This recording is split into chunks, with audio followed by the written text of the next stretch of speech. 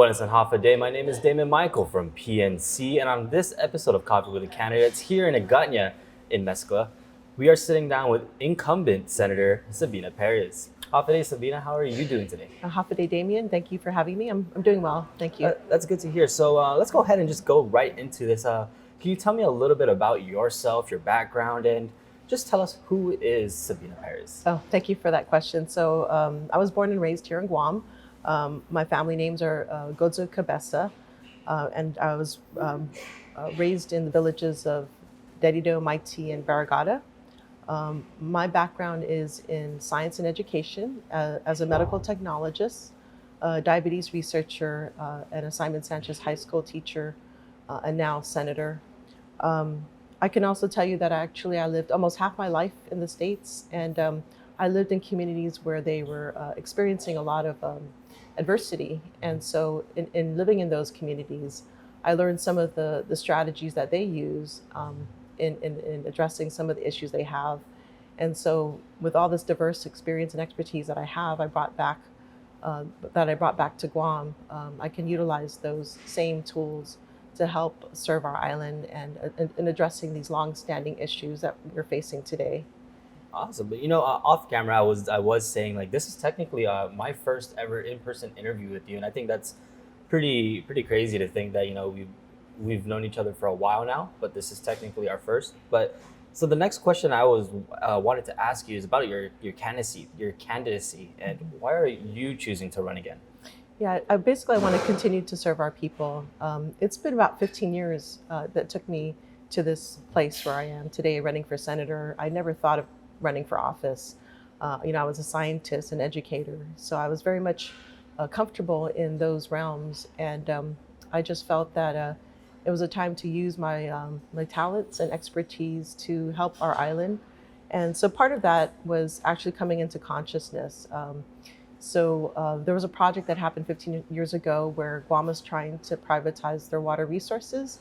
And I learned that it was one of the biggest mistakes that a community can go through. And so what I did is I came back here about 15 years ago to do a grassroots campaign to educate our people about what are the dangers of privatizing one's water. Basically, losing the rights to that, something that's basic to our life, basic to life. And so from that, it took some time.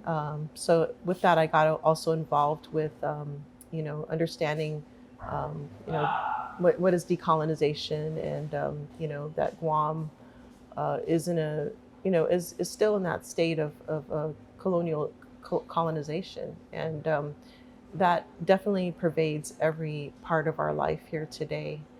And so it's really about making sure that addressing. I think a lot of the issues that we face today are somehow tied to that, and so I wanted to kind of bring the knowledge and expertise that I have in addressing the problems today. Okay, so as we get into the addressing the problem, so can you tell us a little bit of what is your current platform and how are you going to accomplish your aspects in your platform? Yeah, so my platform has always been sustainability from day one. And so I've worked hard these past 2 terms. I've passed over 20 bills to that end. So some of it is ensuring clean drinking water by overhauling the Safe Drinking Water Act. I've also addressed cost of living and climate change at the same time by passing the Guam Tropical Energy Code, which would reduce energy consumption by 50%. And considering that we're in a time where electricity costs are escalating and it's causing a lot of people, I think a lot of, maybe that's one of the reasons why it's driving people to leave Guam is the high cost of electricity, which has cascading effects to the cost of goods and services here. So I've addressed that through energy conservation, and Guam Tropical Energy Code is one of those things. I've also modernized animal welfare laws through the PAWS Act. I've also expanded ethics training to all government of Guam employees, whereas before it was basically to elected officials, appointed officials. And so this, I think, is really important if we are going to ensure the public trust, making sure that what we're doing in government is for the best for our people. I think we need to start to educate the civil service to make sure that we're looking after not only the resources, but looking and directing those resources to the most need. I think making those simple reforms. Also, I passed meaningful reform in how government spends taxpayers' dollars through procurement reform. So some of the bills that I've passed have to do with more or less competitive ways in which government procures goods and services. And so we're actually seeing an impact where there's less of that being used. So definitely there has been an impact in how the government is spending its money.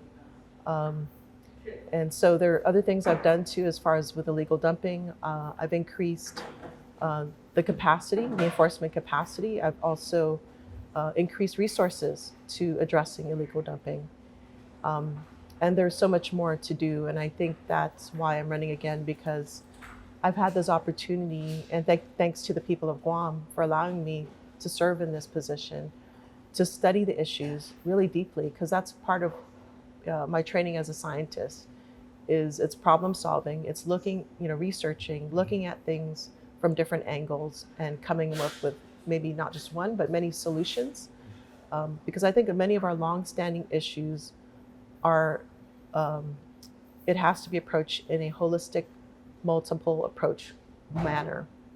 And I think this is one, if we're really serious about solving these issues, we really need to stop working in silos and work together, creating more interagency collaborations. And that's something I need more time to do. And I have ideas, many ideas. And yeah, so I would like the opportunity to continue to serve, to make this become a fruition in addressing our longstanding issues here in Guam. So you basically, your platform is revolving around the environmental side. But another situation here on Guam that we are seeing is the more crime and crime related. Mhm. So how would you address the crime problem here on Guam? Mhm. Yeah, so like I said, if we're really serious about addressing the crime problem, it's not just a GPD problem, it's a mental health problem, it's an educational problem. And so one of the things that we need to do is probably reform how we budget. So how are we going to address this problem of crime with the interagency approach? And so I think it's a multi-prong, multiple approaches need to be taken to address crime. Really, I think it's also an economic issue, right? So, maybe some of the crime is, as we've seen recently, is committed by teens. And so how is it that they are engaging in crime? What is the reasons for that? And I think it's important to understand the roots of those problems and address them in a wraparound approach. Um, and we can only do this if we have more interagency collaboration and not work in silos. So you are currently seating in the legislature right now. But if you were to be reelected, what bill would you continue to or be as a priority as your first bill for the next year? Yeah, so that's a good question, because sustainability covers, it's not just the environment, it's about economic sustainability, it's about human resources. My background's in education, so there's many things that I want to do in education that are not necessarily in bill form, but are just equally important. So for instance, I've gained expertise in procurement, for instance, and procurement is really, I think, vital to sustainability and in addressing the cost of living increases here. For instance, renewable energy. Our electricity costs are rising because the cost of fuel is rising, and I think the quicker that we can transition into renewable energy, we can reduce the cost of electricity in Guam, and we need to do this. And so, procurement has a role in this. If we can find a way to streamline procurement to get renewable projects off the ground quicker, we can reduce the cost of electricity. There's also short-term measures that we can do. For instance, we passed in this legislature subsidizing the fuel costs by a moratorium on the liquid fuels tax. We've also passed credits for paying for electricity bills. And so this is some of the things that we can still do as long as the money is around, but we also need to implement more of these long-term sustainable measures so that we can ensure sustainability of our people here on this island. The other thing on my platform is affordable housing. And this is another long-standing issue that we have. And there are some bill ideas that I have that I would like to, you know, develop further with the input of our community. And that's one of the things that I offer as a senator is taking the time to really study these issues, understanding what the impacts, the long-term impacts are going to be. And that's something I offer, you know, as a candidate, is to Okay. continue to do this work. Okay, so we talk about a lot of the costs and a lot of cost of living stuff. So how do you think we can tackle inflation in the economy?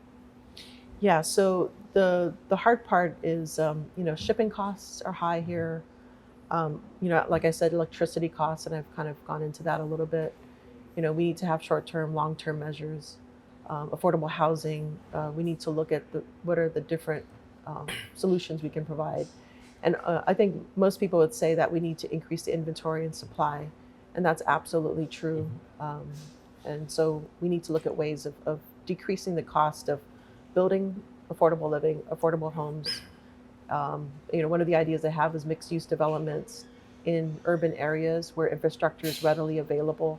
Because one of the issues that people have is the access to sewage, and this is something that's can be cost prohibitive. And so, if we can encourage more development where sewage and infrastructure is readily accessible, that can help reduce the cost for new affordable living spaces. As far as shipping, of course, a lot of that is not within our control. It's more of a congressional matter. So there's a lot of talk about the Jones Act, how that, if we can reduce some of those barriers, it can bring more, lower the cost of shipping to Guam, and there are other ways of doing that as well. So, um, you know, it's important to work with our congressional office to find ways and to see look for allies to help reduce the shipping cost here.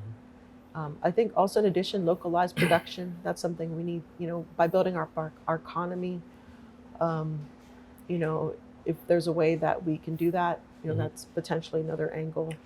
Okay. Um, So, is there anything else that you want to tell the community of Guam about yourself and your candidacy, basically?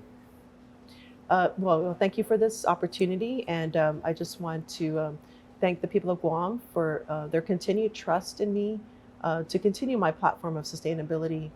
And with your support and continued trust, I would like to continue to build upon this work and to address the issues that we're facing our island today and to protect the public trust.